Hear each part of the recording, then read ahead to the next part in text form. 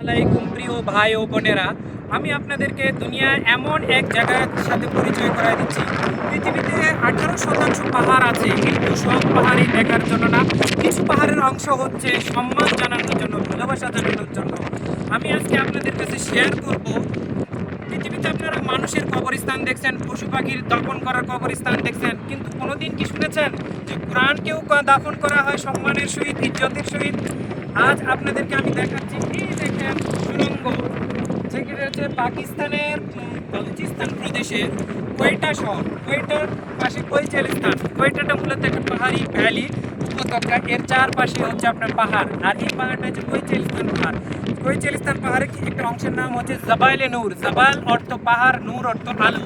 এইখানে আপনার কোরআনকে সম্মান জানানোর জন্য দাফন করা হয়। আপনারা ওই যে দেখেন সুড়ঙ্গগুলো, এক একটা সুড়ঙ্গ, ওই যে একটা সুড়ঙ্গ, এই একটা সুড়ঙ্গ, এই পাশে। তারপর আপনার এই যে দেখেন, এটা হচ্ছে জাবালে নূরের আসল জায়গা, যেখানে আপনার সম্মানের সহিত কোরআনকে দাফন করানো হয়েছে। আপনারা আমার ওই ভিডিওতে দেখতে পারবেন যে সেখানে বিস্তারিত ভিতরে কিভাবে আছে সেই বর্ণনা দেওয়া আছে। এখানে আপনারা এই যে দেখেন কোয়েটা শহর। কোয়েটা শহরটা আপনারা দেখতে পাচ্ছেন চারপাশে পাহাড়, চারপাশে পাহাড়ের ভিতরে এই যে কোয়েটা শহর। এই শহরের পাশেই কোয়েচেলিস্তান মাউন্টেন। এই মাউন্টেনের একটু প্রদেশে এটা ব্যবস্থা করা হয়েছে।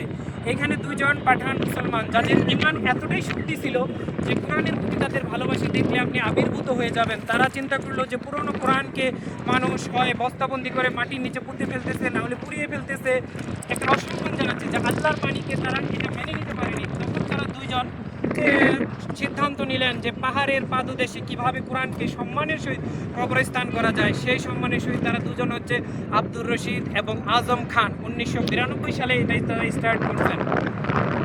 আর এখানে 2 থেকে 2.5 কোটি কোরআনের পেজ সংরক্ষণ করা আছে।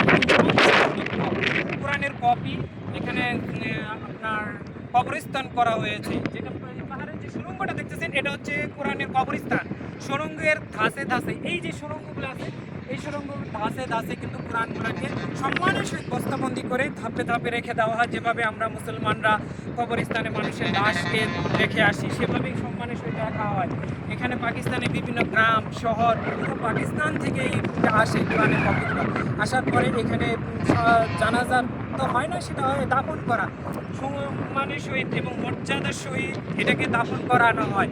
এখন আমি আপনাদেরকে জবরদস্তি করব না, আপনাদের মর্জি। আপনারা যদি মুসলমান হয়ে থাকেন এবং কোরআনের প্রতি যদি আপনাদের ভালোবাসা থেকে থাকে, তাহলে আপনারা এই ভিডিওটাকে শেয়ার করে দেন, সেই ভাই বোনদেরকে দেখার সুযোগ করে দেন যাদের অন্তরে কোরআনের জন্য অনেক মায়া এবং শ্রদ্ধা ভালোবাসা আছে।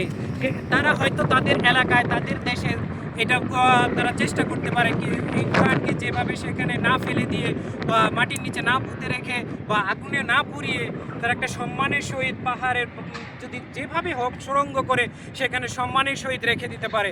আমি সেই আশাটাই আপনাদের কাছে ব্যক্ত করব। আপনাদের যদি কোরআনের প্রতি ভালোবাসা থাকে এবং মুসলমান হিসেবে গর্বিত হয়ে থাকেন, তাহলে আপনারা এই ভিডিওটা শেয়ার করে দেবেন। সকলের প্রতি আল্লাহর রহমত এবং শান্তি কামনা করে আসসালামু আলাইকুম।